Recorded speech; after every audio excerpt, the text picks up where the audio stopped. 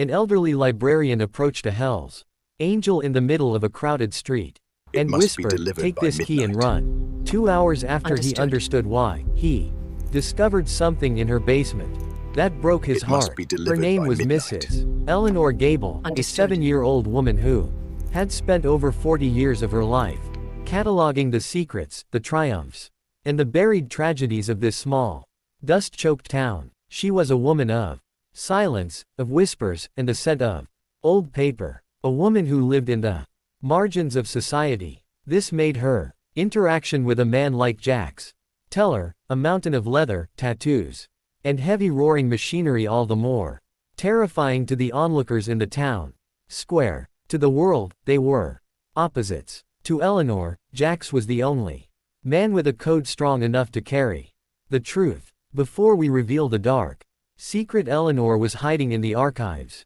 and why she chose a Hell's Angel to be her final protector against the most powerful men in the state, I have to ask, who is watching with us today? Stories of courage come from every corner of the globe, and we want to know where you stand. Drop a comment below and tell us which city or country you are watching from, and if you believe that the truth is a weapon that should never be silenced, hit that subscribe button right now to join our global brotherhood of protectors. Jax had been parked outside the local diner, a place where the coffee was as strong as the gossip. He was hunched over his bike, adjusting the carburetor, his hands stained with the black oil of a machine he knew better than his own soul. The sun was beginning to dip behind the jagged peaks of the valley, casting long orange shadows across the brickwork of the historic district. He turned, expecting a tourist asking for directions, or perhaps a disgruntled local complaining about the noise, but instead he found Mrs. Gable. She looked smaller than he remembered, her floral dress dampened by a light, persistent drizzle that had started to fall. Her eyes, usually calm and observant behind thick spectacles, were darting around the street with a frantic, haunted energy. She looked like a woman who had seen a ghost, or perhaps someone who knew she was about to become one. Before he could even utter a greeting, she pressed a heavy cold brass key into his grease-stained palm. It was an old key, the kind that didn't belong to a modern house or a car.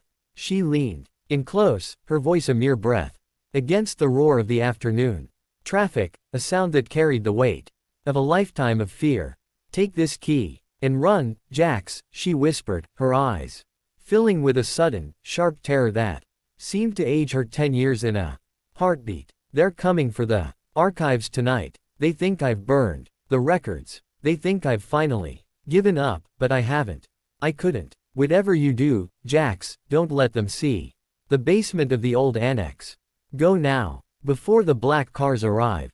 Don't look back for me." Jax didn't have time to ask who they were, though deep in his gut, he already knew. In a town like this, they were the men who owned the banks, the men who sat on the council, and the men who decided which stories got told and which got buried in the dirt. Within seconds, Eleanor had turned and vanished into the crowd of the town square, her small, fragile frame disappearing among the shoppers and the commuters. Jack stood there for a long moment, the world around him blurring into a haze of motion. He looked down at his hand. The brass key was cold, but it felt like it was burning a hole in his palm. He knew Eleanor. She had taught him and half the brothers in the club how to read when they were just rowdy kids in the back of the elementary school. She was the one person in this town who had never looked at their Hell's Angels patches with judgment or fear, only with a quiet, maternal hope that they would find their way. She wasn't a woman prone to hysterics or tall tales. If she was telling him to run, it was because the very foundation of the town was about to catch fire. Jax didn't run away. He was a Hell's Angel. Running wasn't in his DNA. He ran toward the danger. He hopped on his bike and kicked it into life with a violent thrust. The roar of the engine echoing off the brick walls of the town's historic district like a sudden thunderclap. He didn't head for the safety of the clubhouse. He headed straight for the St. Jude's Library. Annex. It was an old Victorian building. At the edge of town, a crumbling structure of dark wood and stained glass that had been slated for demolition for months to make way for a new shopping complex. The building stood like a ghost of a forgotten era, its windows boarded up and its garden overgrown with thick, choking weeds. As he pulled up to the curb, he killed his lights and coasted. The last 50 yards, he noticed something that made his blood run cold. Two black, unmarked SUVs were already idling in the shadows of the alleyway behind the library. Their windows were tinted so dark they looked like voids in the fading light. Men in sharp gray tactical suits, men who looked like they belonged in a corporate black site or a high security firm, were standing near the basement entrance holding heavy crowbars and high-intensity flashlights. They moved with military precision that suggested they weren't looking for books. They were on a search and destroy mission to erase a legacy. Jax knew he couldn't take them head on. Not yet. He needed to see what Eleanor was so desperate to protect. He knew a back way in through the old coal chute, a trick he'd learned as a teenager when the library was the only place he could find a moment of peace. He parked his bike 3 blocks away behind a row of discarded shipping containers and moved through the shadows with the silent, practiced grace of a hunter. He reached the annex's side door, slipped the brass key into the lock, and felt the heavy, ancient bolt slide back with a satisfying metallic click that seemed to echo in the hollow of his chest.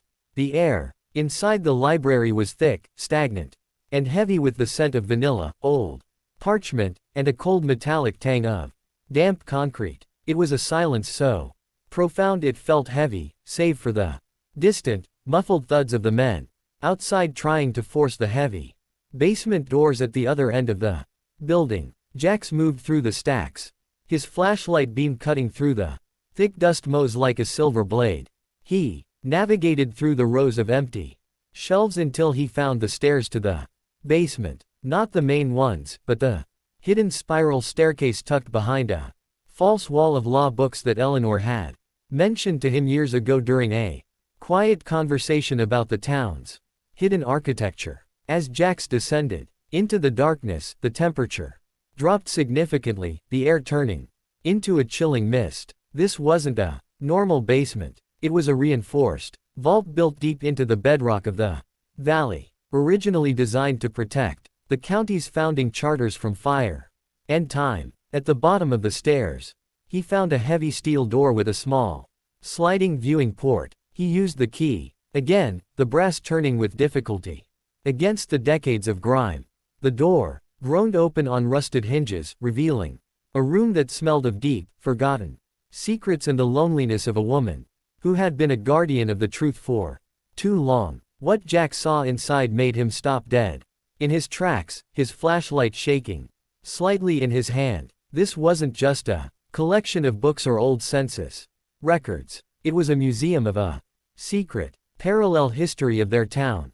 The walls were lined with meticulously organized files, hundreds of photographs, and legal documents dating back 50 years. But it was the center of the room that broke his heart and made the rage in his blood turn into ice. There was a small child-sized wooden desk perfectly preserved, and on top of it sat a single faded photograph of a young girl with pigtails, Eleanor's daughter Sarah, who the town had been told had run away to the city 30 years ago. Beside the photo was a thick, leather-bound ledger titled The Harvest of the Valley. Jack sat at the desk, his massive frame looking out of place in the small chair, and began to read by the narrow, focused light of his torch. His eyes widened as the pieces of a decades-old puzzle began to fall into place with sickening clarity. Eleanor hadn't been protecting dusty literature. She had been documenting a systematic, generational corruption. The ledger detailed how the town's wealthiest families, the ones who had built the schools and the parks, had knowingly allowed the local chemical plant to dump mercury and arsenic into the groundwater. For over 40 years, it listed a string of disappearances that the police had classified as cold cases or runaways.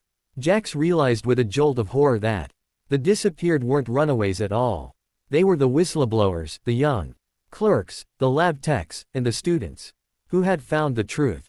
And Eleanor's own daughter, Sarah, had been the very first one to realize that the local elementary school's well was being poisoned. She hadn't run away. She had been silenced. And Eleanor had spent every night since then collecting the evidence to prove it. Suddenly, the sound of glass shattering violently echoed from the floor above, followed by the heavy rhythmic thud of tactical boots hitting the floorboards. The men in the gray suits had finally breached the upper windows. Jax heard their voices, muffled but clear enough to convey their lethal intent. "Find the Gable woman's records," a voice barked, the tone cold and professional.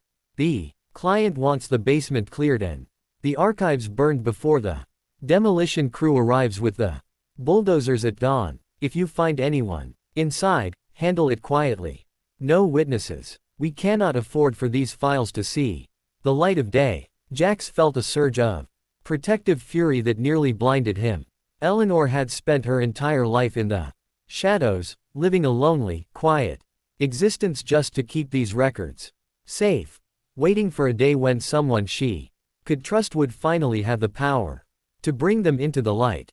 She had chosen him, an outlaw, a man on the fringes of society, because she knew the Hells Angels didn't care about town politics, corporate bribes, or social standing. She knew they were the only ones who wouldn't be afraid to fight the men who hid behind black SUVs and expensive suits. Jax moved quickly, his adrenaline spiking as he heard the men approaching the basement door. He grabbed a heavy, waterproof duffel bag from the corner of the vault and began shoving the most vital files into it. The ledger, the original lab reports from the 9S, and the photographs of the dump sites. He was almost done when a bright flashlight beam swept across the steel door of the vault, illuminating the rusted iron and the Hells Angels patch on his back. "Hey, over here. The vault door is open. Someone's already down here. Move in, move in." Jax didn't have time to reach for the coal chute. He gripped the duffel bag in one hand and his heavy tactical flashlight in the other. He turned off his light, plunging the room into absolute darkness, and flattened himself against the cold stone wall. Behind the heavy door, his breath shallow and controlled, he could hear the heavy breathing of the men as they entered, the smell of their expensive cologne clashing with the scent of the old paper. He waited until the first man was level with him. With a roar of pure, unadulterated rage, Jack swung the heavy duffel bag like a mace, catching the first man in the chest and sending him flying into the second. In the chaos of the dark, Jax moved like a force of nature, his fists finding targets with the precision of a man who had been in 1,000 fights. He didn't kill them. He didn't need to, but he left them broken on the floor of the vault they had come to destroy. He grabbed the bag and scrambled up the coal chute, bursting out into the rainy night just as his phone buzzed violently in his vest.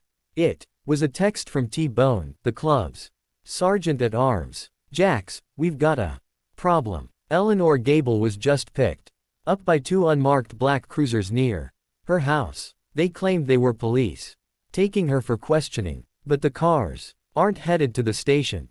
They're heading north toward the old quarry. Jax's heart hammered against his ribs. Like a trapped bird, the quarry was the very site mentioned in the ledger. The place where the chemical plant had buried its most toxic secrets 30 years ago. It was the one place in town where a body could disappear into the deep, dark water and never be found. He realized then that the key Eleanor had given him wasn't just for the archives. It was a baton she was passing to him in a race for her very life.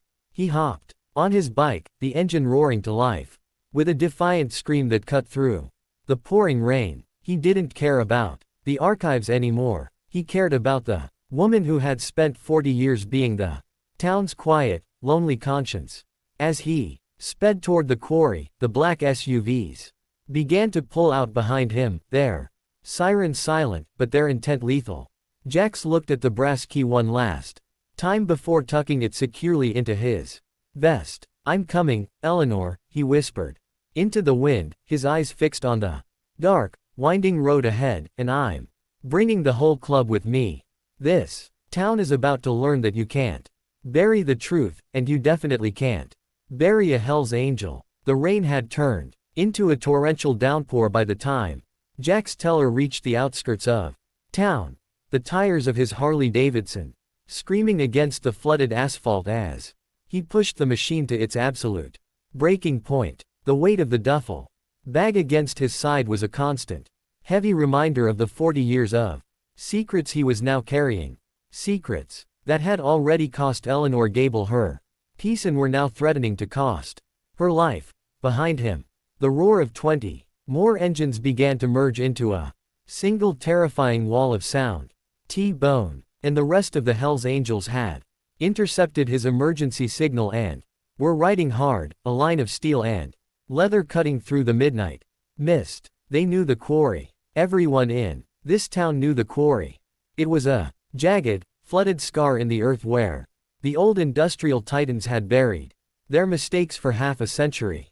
And tonight, the men in the black SUVs were planning to bury the town's conscience there, too. Before we reveal the final, heartbreaking discovery Jax made when he opened the deepest file in that bag and the shocking way the Hells Angels dismantled the town's elite in a single night. I need to know who is still standing with the truth. Drop the word justice in the comments if you believe that no secret stays buried forever.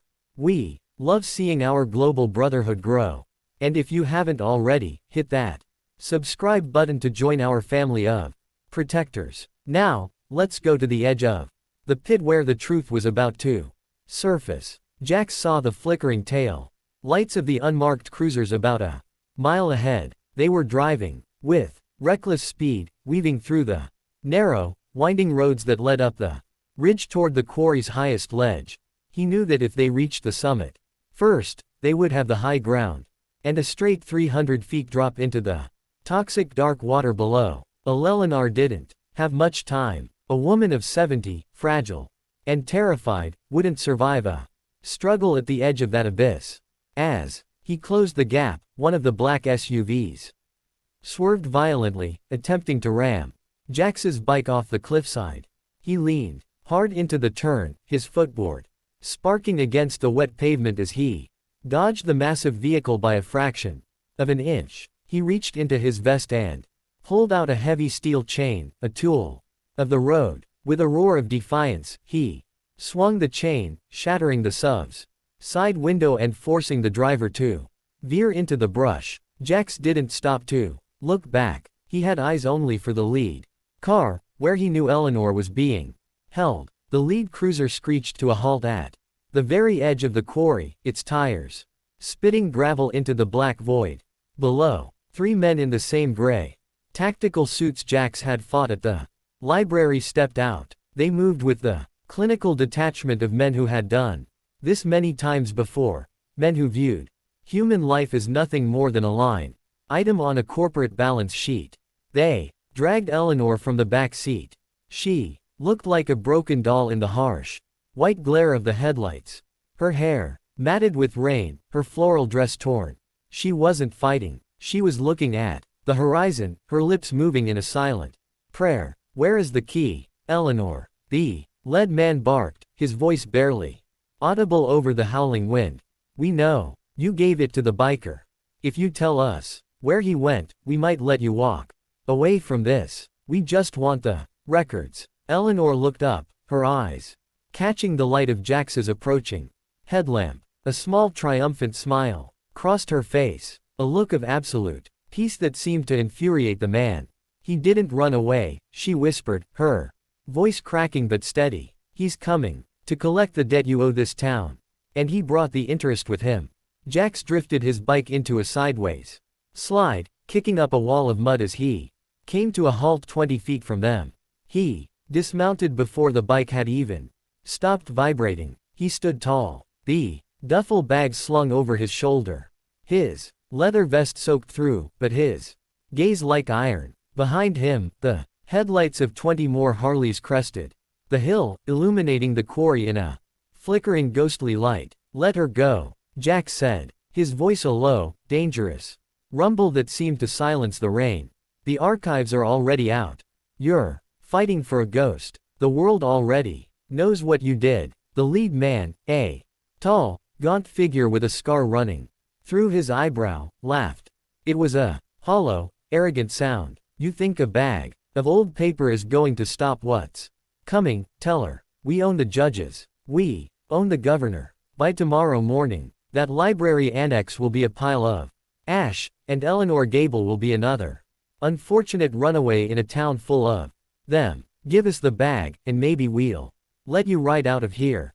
You forgot one thing, Jack said, reaching into the bag and pulling out the faded photograph of the young girl, Sarah. He held it up so the man could see it in the headlights. You forgot that people have memories, and I've been reading your ledger. I know about the Blue Creek Project. I know about the 32 children who got sick in 1995. And I know that your boss, Mr.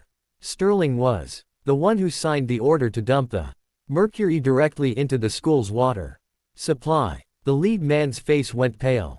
That was the one secret they thought was truly buried. Jax continued, his voice rising over the wind. But that's not the heartbreaking part. The heartbreaking part is what I found at the very back of the file. A letter from Sarah Gable. She didn't just find the proof.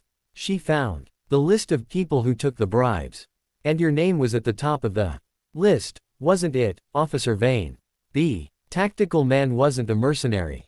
He was a former captain of the local police who had disappeared from the force years ago. The realization hit Eleanor like a physical blow. She stared at the man who had been holding her, the man who had once sworn to protect the town. She trusted you, Eleanor whispered, her voice breaking. My daughter went to you with the truth, and you brought her here, didn't you? Vane's face twisted into a mask of pure, unadulterated rage. She was going to destroy everything. We built this town. We kept it alive. What was one girl's life compared to the thousands of jobs at the plant? He raised his weapon, aiming it directly at Eleanor's head. If I'm going down, I'm taking the last witness with me. But Jax was faster. He didn't use a gun. He used the very thing Eleanor had given him. He lunged forward, swinging the heavy duffel bag, full of the weight of 40 years of truth, and caught Vane in the chest. The impact sent the man stumbling back toward the crumbling edge of the quarry. At the same moment, T-Bone and the rest of the club moved in like a wave of leather and steel, subduing the other two men before they could even draw their breath. Jax grabbed Eleanor just as she was about to collapse, pulling her back from the ledge. Vane teetered on the brink, his eyes wide with the realization that his time had finally run out. He didn't fall into the water. He fell into the mud, where Big Mike was waiting to zip tie his hands. No witnesses, Jax whispered to Vane as he stood over him. Look around. The whole club is a witness now. And we have a very long memory. Jax turned back to Eleanor. She was trembling, her small hands clutching his leather vest. He reached into the duffel bag and pulled out the small brass key. He pressed it back into her hand. The archives are safe, Eleanor, Jack said gently. And Sarah, she's finally going to have her day in court. The aftermath was a whirlwind that the town's elite never saw coming. The Hells Angels didn't just hand the files to the local police. They knew better than that. Instead, Jack and T-Bone drove straight to the state capitol, escorted by 50 bikers from 3 different chapters. They handed delivered the harvest of the Valley Ledger to the Attorney General's office under the glare of news cameras. Jax had invited along. The fallout was catastrophic for the corrupt Mr. Sterling and 5 members of the town council were arrested within 48 hours. The chemical plant was seized, its assets frozen to pay for the medical bills of the families who had been poisoned decades ago. And in the middle of the quarry, divers found exactly what the files predicted: the remains of the whistleblowers who had vanished, including Sarah Gable. 2 weeks later, The sun was shining over the town for the first time in what felt like years.